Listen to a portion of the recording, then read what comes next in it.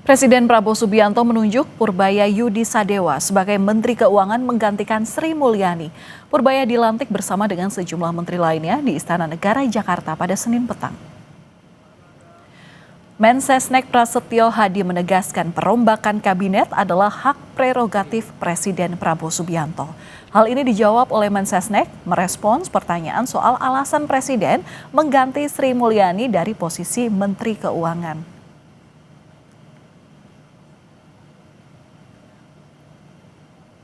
Itu karena resign. Menteri atau dicopot? Ya, bukan mundur, bukan dicopot. Jadi Bapak Presiden selaku kepala negara dan kepala pemerintahan, tentunya kita semua paham bahwa beliau memiliki hak prerogatif. Maka kemudian atas evaluasi beliau memutuskan untuk melakukan perubahan formasi. Tapi ada surat resign yang diajukan. Berarti dipastikan ada pertimbangan untuk Ya, soal pertimbangannya banyak, itu kan ininya Presiden. Presiden Prabowo juga mereshuffle Menko Polhukam Budi Gunawan. Namun, Presiden belum menunjuk siapa penggantinya. Mensesnek bilang posisi Menko Polhukam untuk sementara ini akan diisi ad interim. Untuk sementara waktu memang Bapak Presiden belum menunjuk secara definitif siapa yang akan beliau tugaskan menjadi Menko Polhukam, sehingga untuk sementara waktu beliau akan menunjuk ad interim untuk menjabat sebagai Menko Polhukam. Presiden Prabowo Subianto mereshuffle 5 menteri dan menambah 1 posisi menteri serta wakil menteri untuk Kementerian Haji dan Umroh yang memang baru saja dibentuk. Pelantikan para menteri dan 1 wakil menteri ini berlangsung di Istana Negara Jakarta pada Senin petang. Ini menjadi reshuffle Kabinet Merah Putih yang kedua sepanjang hampir 11 bulan pemerintahan Presiden Prabowo dan Wakil Presiden Gibran Rakabuming Raka.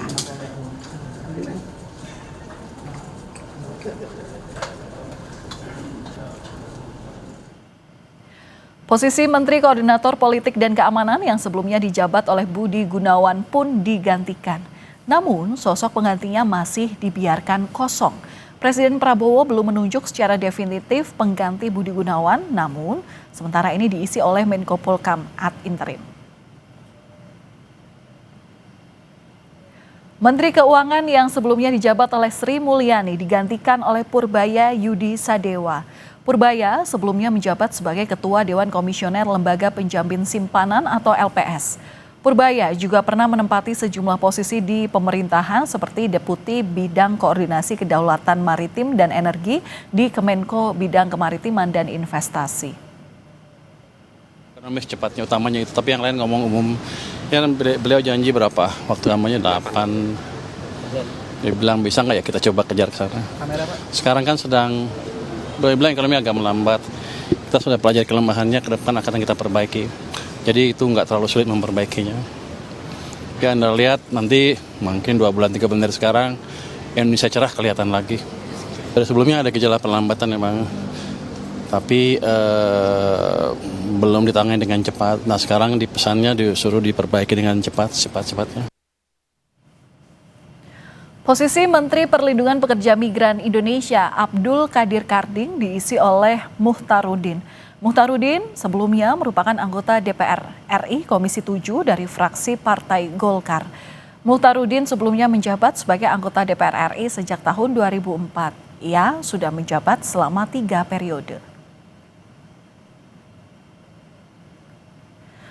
Menteri Koperasi Budi Aris Setiadi digantikan oleh Ferry Juliantono. Sebelumnya, Ferry Juliantono menjabat sebagai Wakil Menteri Koperasi mendampingi Budi Ari. Presiden Prabowo resmi mencopot Dito Aryo Tejo dari posisi Menteri Pemuda dan Olahraga pada Kabinet Merah Putih. Pihak istana belum mengumumkan siapa sosok yang akan menggantikan Dito menjadi Menpora. Lewat akun media sosial Instagramnya, Dito mengucapkan terima kasih untuk semua yang sudah jalan bersama, berusaha membuat perubahan di pemuda dan olahraga Indonesia. Semoga dilanjutkan penerus selanjutnya.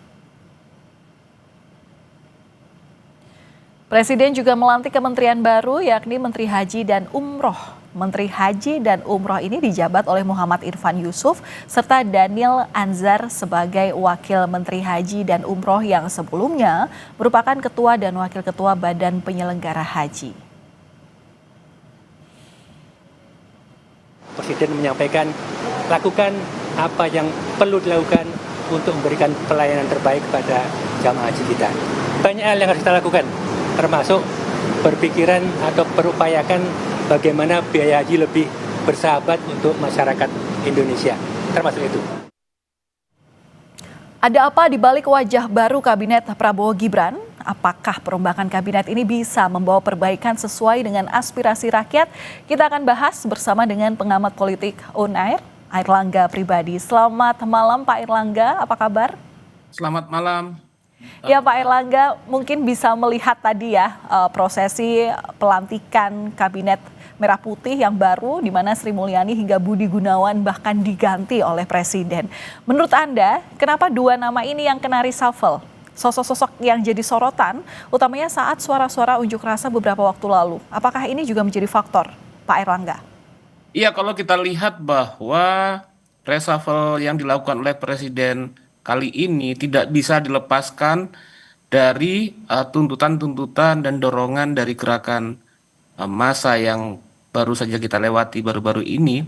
Dan memang kalau kita lihat bahwa selain itu Presiden juga sepertinya memberikan isyarat bahwa selama jangka waktu tertentu sampai 1 tahun akan dilakukan evaluasi terhadap kabinet. Sehingga kemudian kita lihat bahwa pada momentum saat inilah kita melihat ada perubahan komposisi kabinet yang sedang berlangsung di mana beberapa nama yang muncul tidak bisa dilepaskan dari sorotan dan dorongan-dorongan publik dan respon pemerintah terhadap aksi yang baru dilakukan kemarin. Iya, berarti bisa dipastikan bahwa memang istilahnya Kabinet Merah Putih ini harus menjadi yang baru ini harus menjadi penyejuk utamanya dalam menjawab tuntutan-tuntutan dari aksi unjuk rasa kemarin, begitu? Iya, karena kalau kita lihat bahwa tuntutan dan aksi unjuk rasa yang dilakukan juga kemudian ada seruan 17-8 aspirasi segala macam itu sangat menentukan bagaimana dinamika legitimasi pemerintahan yang berangkat dari masyarakatnya, dari warganya. Nah, disinilah kita akan lihat ke depan apakah mulai dari penunjukan menteri-menteri yang ada setelah kemudian melakukan reshuffle dan proses kinerja yang dilakukan oleh pemerintahan ini bisa benar-benar menjawab apa yang menjadi seruan kalangan masyarakat sipil. Ya, pasti itu nanti juga yang akan ditanyakan oleh kita dan akan kawal kita bersama ya. Apa yang akan nanti jadi terobosan utamanya pada kementerian baru di Kabinet Merah Putih ini. Tapi kalau Anda lihat Pak Airlangga, nama pengganti Menko Polhukam ini belum diumumkan. Masih akan menunjuk menteri ad interim. Apa yang Anda baca? Kalau kita lihat memang dalam perspektif pemerintahan kali ini, isu tentang stabilitas dan juga keamanan politik itu menjadi perhatian utama, concern mereka. Sehingga ini tentu membutuhkan pertimbangan yang cukup serius dari Presiden dan Kabinet serta para pembantunya terkait dengan siapa figur yang tepat untuk menjaga stabilitas politik dan keamanan dalam konteks kementerian yang ada nanti. Gitu. Oke, tapi dengan 5 menteri dan 2 dan wakil menteri begitu ya, dengan segala tuntutan dan aspirasi publik ke pemerintah begitu, apakah yang dilantik hari ini itu bisa mengikuti speed kinerja dari Kabinet Merah Putih yang sebenarnya sudah berjalan selama setahun ini, Pak Airlangga? Ya, saya masih menunggu, masih melihat karena terkait dengan penyesuaian speed atau penyesuaian bagaimana kinerja berhadapan dengan tuntutan-tuntutan masyarakat yang juga menguat, itu bukanlah suatu hal yang mudah. Apalagi misalnya bahwa terkait dengan Menteri Perekonomian, misalnya apa yang dilakukan Bu Sri Mulyani, misalnya selama beberapa waktu terakhir ini kan kemudian mendapatkan kritik atau mendapatkan catatan khusus dari warga gitu terkait dengan dalam tanda petik kenaikan pajak dan lain sebagainya. Nah, sepertinya kan warga membutuhkan, rakyat membutuhkan suatu pendekatan baru yang bisa mendorong optimisme masyarakat rakyat. Nah, ini menjadi catatan misalnya dari Menteri Perekonomian yang baru. Apakah kemudian beliau bisa responsif dan bisa memberikan optimisme kepada masyarakat, karena hal tersebut optimisme sangat berhubungan dengan bagaimana suatu situasi pasar dan internasional melihat kondisi ekonomi kita sekarang.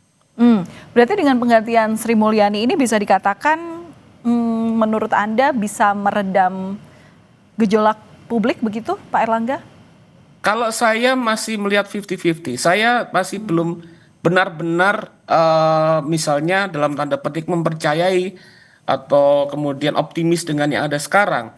Karena juga akan kita lihat apakah misalnya catatannya yang perlu menjadi pijakan, apakah kemudian kementerian sekarang, Menteri Perekonomian sekarang bisa mendorong kembali misalnya kondisi ekonomi dan optimisme yang berangkat dari masyarakat. Tentu ini membutuhkan desain yang berbeda. Terkait juga bagaimana bahwa ekonomi tidak bisa dilepaskan dari dorongan politik dari masyarakat. Apakah kemudian kementerian yang baru sekarang bisa responsif terhadap kondisi demikian?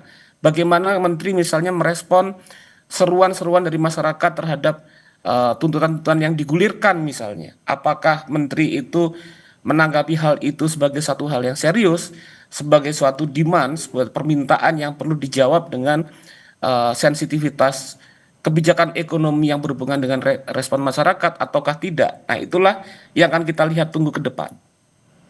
Oke, lalu tantangan yang harus dijawab oleh menteri yang baru ini apa, Pak? Catatan, kemudian pembelajaran apa dalam kepemimpinan para menteri baru ini supaya memang gejolak publik kemarin itu tidak terjadi lagi? Dan apa yang diharapkan publik tentu memang dengan baik dilakukan dengan kebijakan-kebijakan pemerintah nantinya.